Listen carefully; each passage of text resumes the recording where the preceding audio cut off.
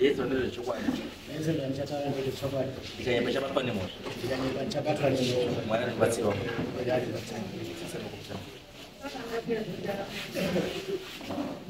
Starangu ngaitwa Daniel Nyazo. Takaenda ni mzima wangu tukienda tunotambira korona. Takatakano kwa vako kuma 9 ndio patakapedzera. Nosvika kumba kuma 10 dzousiku. Tapedza mudzimai akabva obika. Topedza kurya kwakugeza kwakuenda korara. Ndapita kuma past 11. Ndakaona maini munin'ina wa Lucas. Aibva asvika kumba. Zvikanzi mukaipa pamukuru. Ndikati kwaitika chii? Zvikanzi sisi arorwara. Ndikati aronzwei? Zvikanzi aiwa asutaura. Tobva paya tadzika kuenda kumba kwavo. Takudzika pakati nepakati panoti ava vari kumabvazuva kumadokera uko kune vamwe varipo mukadzi wababa mukuru wamukoma wangu. Tibva tasvika redhiyo yavhurwa full blast nekutseka mucheni wari saiziro. Ndikati maini munoti munorwara kwakuridzwa redhiyo chikaindi. Kanzi natowataurira kuti sarai makachengetedza sisu unozodonha zvino iwo vakuno. Ndikati taurai wavhare redhiyo. Ndobva taenda kumumba mavo avo. Tichingosvika kupinda mumba mavo aibva atanga kuti mheretuku kuchema. Ndikati chii? Zvikanzi ndakaurayiwa. Wakaurayiwa ndiwani? Zvikanzi handitauri. Wakaurayiwa ndiani? Zvikanzi handitauri. Ndikati kana usingatauri basi takusumuka taudini? Takudzoka. Ndopakabva ati mirai muone munhu akandiuraya. Aibva rendeuka kudai wobva kambadza kuuya pandakagara inini wobva anditi gombo kundibata. Zvikanzi ndimi mimi baba mukuru makandiuraya. Ndikati anonzi Stefani mwana wake yena. Ndikati Stefani chinditsanangurira kuti ndakakuuraya chikaindi. Sekungoti wakafira mumugodhi chinditaurira kuti ndakakuuraya chikaindi. Zvikanzi baba mukuru makaromba. Uromba hwenyu ndio hwandiuraisa. Ndikati inini handizviziva. Chindi kana usingagoni kuzvitsanangura ipo papo. Ndiwo ndataurira vamwe vese vange varipo uyu ndiye akarora munin'ina weuyu asi ndiwe mutumbi rimwe runeni. Ndikati chidaidzai chi wananyazungu wekumberi uku wauya. Inini ndamusungwa asi takuenda wamba kwangu ndinozondaidza kana wauya. Kuti tirambe takatarisana kudai so inini handizvikwanisi. Ndakabva ndasumuka ndobva ndaenda kumba.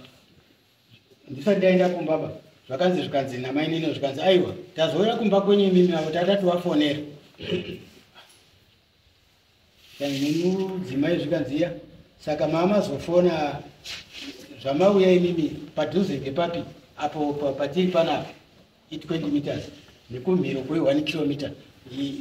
Mazenge mafona uko panapa musina kuya kutaura panawo pamukuru chikaindi hanawo papindura. Saka ndaenda kumba avo vakabva ngosara vachisvika.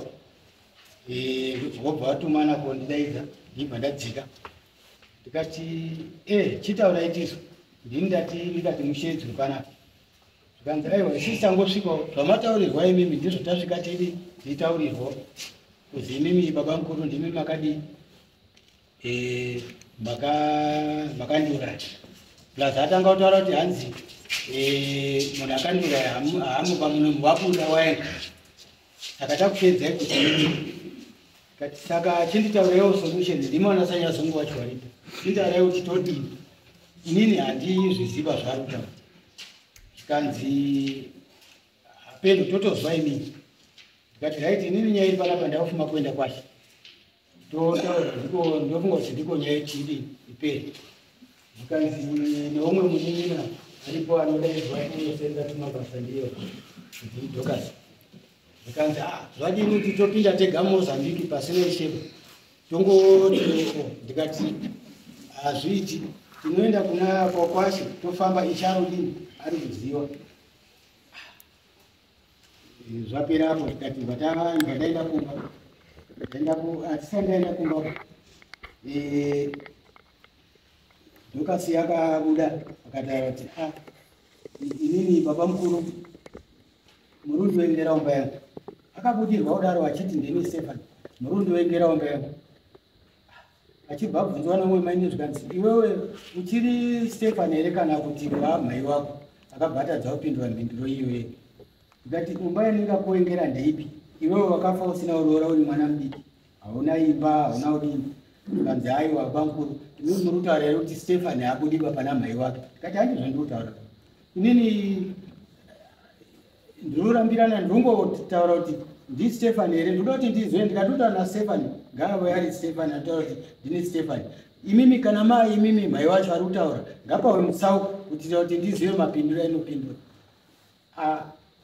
pai apa obva anyarara obva abvunzwa nomwe munin'ina wekwava munini zvikanzi imimi mainini zvambotanga sei ipo papanga hano ndapanganuka ndini namai wacho kanzi zvambotanga sei kanzi inini ndati ndiri kumasowe ndoone Stefan uri kuwe ndovandamubvunza kuti iwewe uri kuendepi sei uramba rungondishungurudza enda wadini kuendawo kune wangu kanzi anditaura kuti hano inini ndiri mutsibiko ndirudzimba kwanekwako kumwe kwese kwandiropera kwedi zvikanzi navamwe zvikanzi nyaya iyi hatikwaniswa panapa ngatimirire ngatimirire vakomana varidzoe panapa nhasi ndino hapana inini ndikati asi inini zvandakuita ndaumukira kuenda kwacho ndibva tangoparadzana mumba yemunhu inini ndobva ndaenda kwashemangwana acho iwo hapana kufamba kwavakaita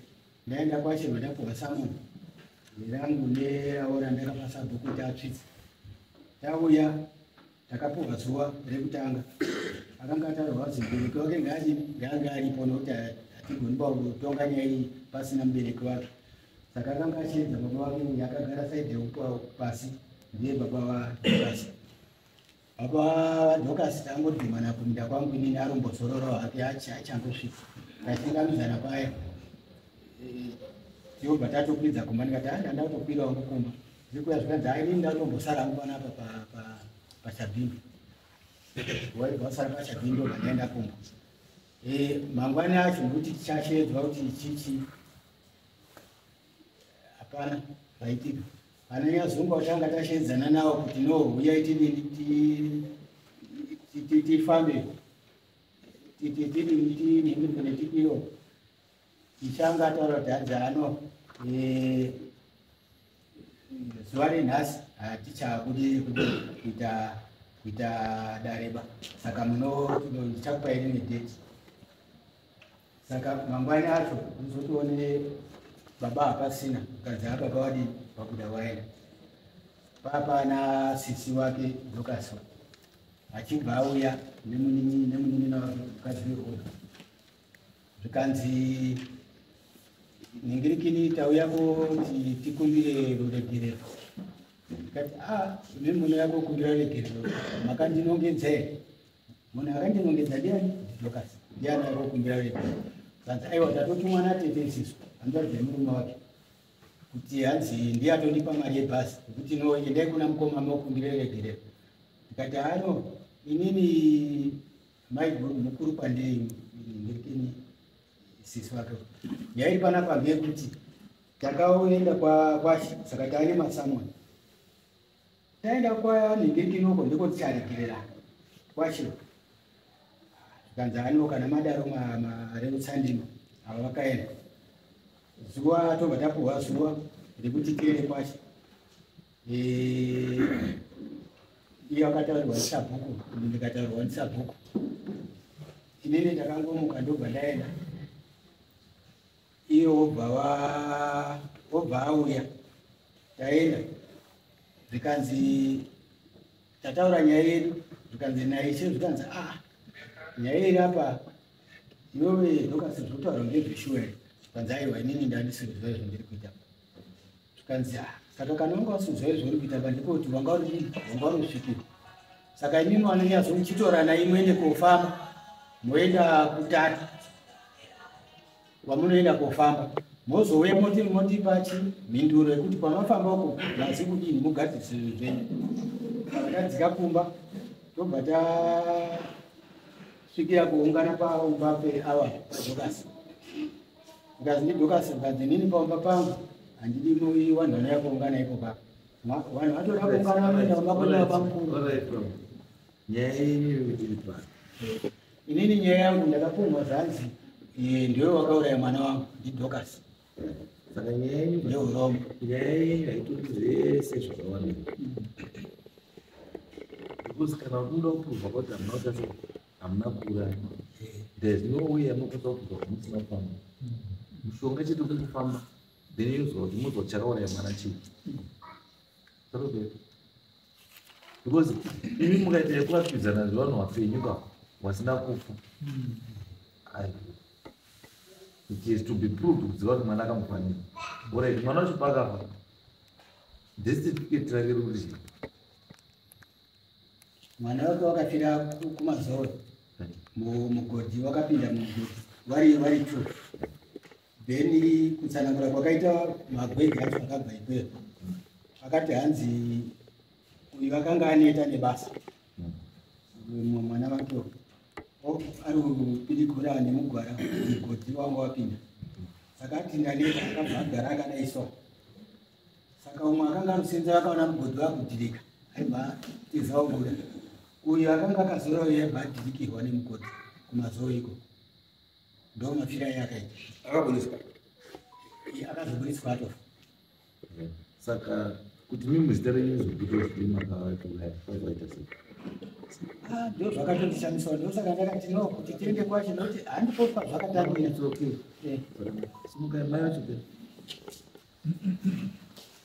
akatora mawedzi ekundiani ndiye mai Ndiye dhokasi. ndiye dhokasi wake. Hatiri kuda kuongedza mbuya nguva pambuya nekuti tonongodza ako nyaya yedu yekuti ishuwa here kuti makaibambwa wane chekuita nekufa kwemwana.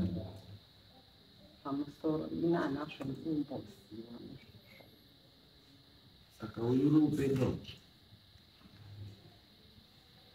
uyu wakutenderera pfungwa kubva kumba kwake kuya kwakutasa kuripota ikweyo Mambobudirwa. asi munombobudirwa makambotaurirwa iri vanhu munobudirwa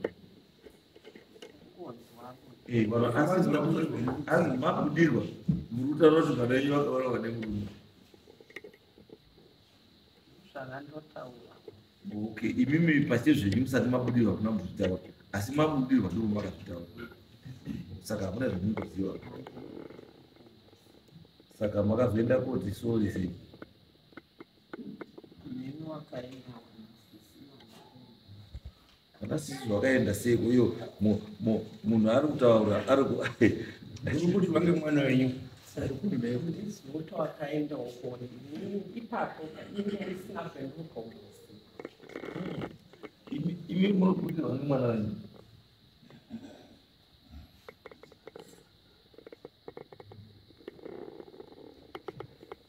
Kana ngake noti kanga yakusvikirwa inozotaurirwa zvainge iri kutaura. Handiziva. Kuzondonzwonewa. Eza murunzwa makabva kuti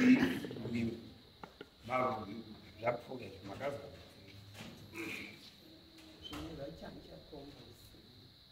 Asi mbuya muda kungwara-ngwara mwana anobuda pana mai wake.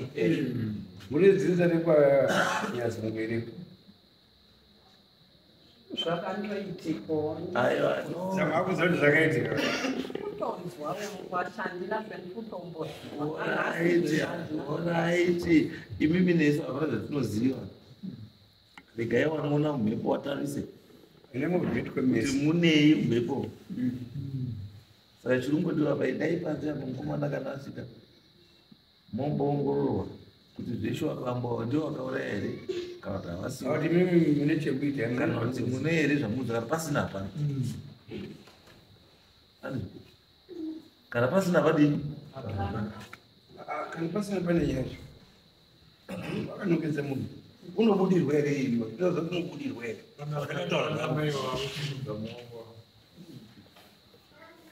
ndinyepe robudirwa rototaura pfungwa dzako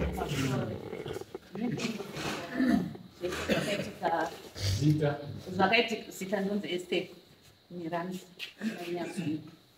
musi wacho zvakatoitika ndandiripo kana zvavari kutaura kuti handisi kuziva kuti ndaibudirwa haini ndinoti manyepo ndekuti pavakatobuda vakanongedza vakashedza vanhu vese vakati dzinza rese muchapera ndiye murume uyu nekuti ndiye ari kupedza chini vanhu vese mukati medzinza ndikati maini zvikanzi ndiri kutotaura vanhu vese vari pano ndimi muchapera ndiye nekuromba kwaakadini kwaakaita nekuti ndiye akauraya mwana wangu panapa kana kuti mwana wangu anenge asiri mukubudirwa ndozviti kuti ari iye paita akabuda achitaura saStefani obuda oita kunga ndiye ari kutaura sekuti pakazobvunzwa namainini vangu kunzi mainini muri svikiro here kana kuti muri chiprofiti zvikanzi ndiri chiprofiti saka zvakatotinetsa kuti isvikiro kana kuti chiprofiti zvikanzi inini ndiri chiprofiti ndo muromo wakapindura tingoripo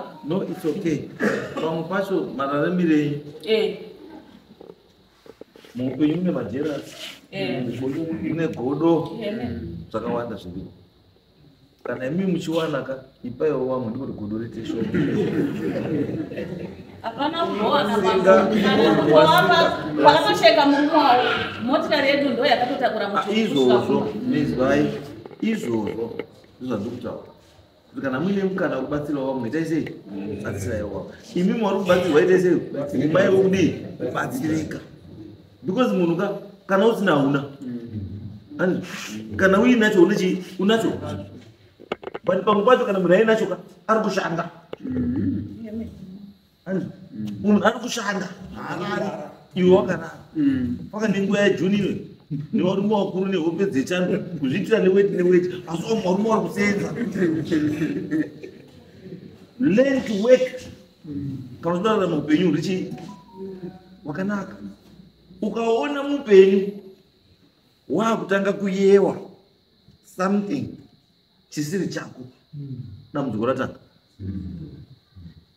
ungava uri murume ukaona vakuchiva kugeza pamai wepanext door ziva kuti chihombe chaakuuya ukaona uri murume wakutanga kuchiva motikari iri kudhiraivwa nomwe murume chihombe chiri kudini chiri kuuya ukaona uri mudzimai ukaona wakutanga kuchiva mapfekero amambo chihombe chiri kuuya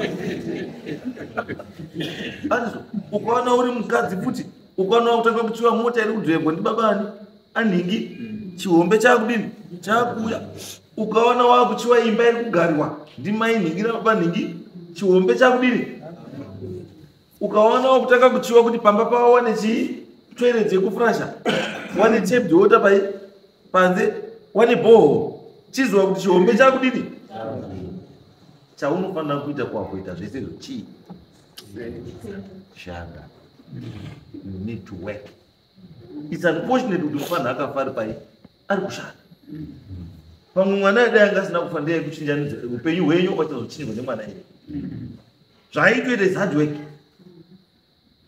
upenyu hausi easy ba upenyu hausi easy ba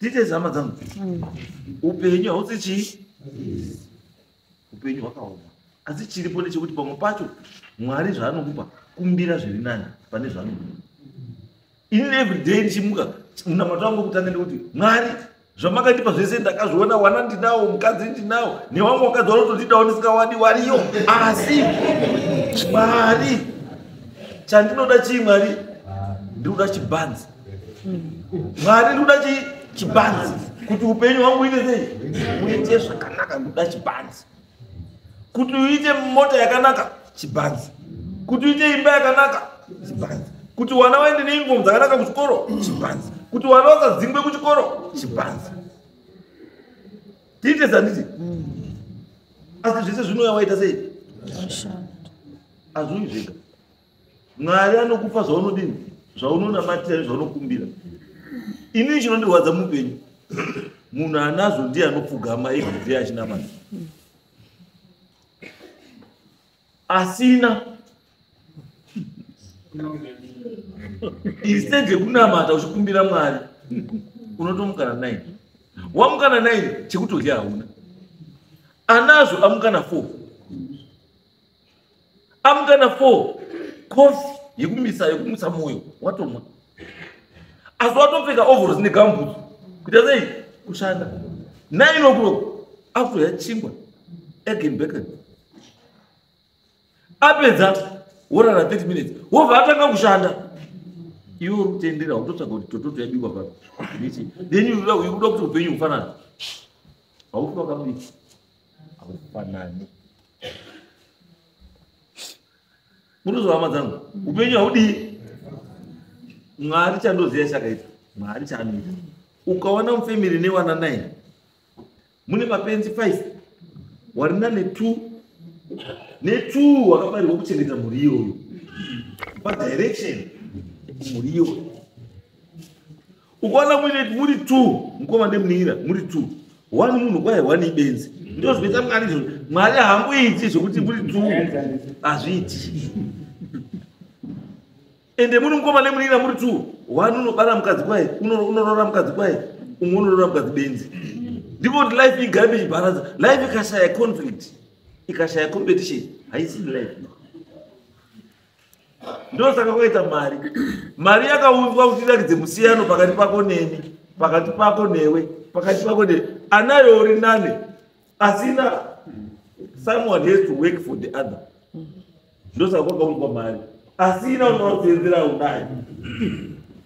It's never the other way around kuti anayo anosenzera asina. Hakuna zvakadaro. Hakuna. Isusu ndakangwa takagara pana vana 8 takanogara pana zvara kutodoka takanogara pana. Isi because hatina dai tatinayo mari. Tone takarara izvi todati kubeach. Wane mari izvi vari kubeach. Kana kuti vari kuhorse riding. Kana kuti vari kutamba golf kubepa drop. Kana kuti vari kurenza nemabhoti izvo zvizvo vari kutrot begini. Kana kuti vari kutogocha trout fish. As we speak right now. Asi wamwe taswerera mvura. Izvi because hatidini hatina. Chatofana kuita chii kushanda nekudzidza kubva kune wanazvo kuti makambosvikapo sei. Asi kana uda kudzidza shaya godo shaya ruwengo ita pfungwa dzekudzidza wobva wakumbira Mwari kuti ndoda chibhadzi. Mwari unokupa chii chibhadzi. Apa munoisa nguva nemari yekutaura muchikumbana zvisina basa pasina nyaya iri. Was look at it. Mama unofana kuenda kuna chiremba kuti murume acheneswe kuti hana zvakabata.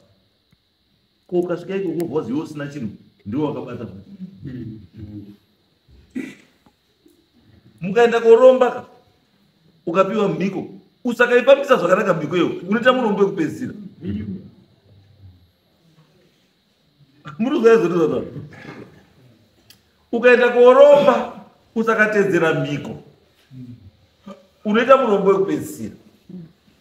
Asi iwe wakaenda kutsvaga mushonga wemari.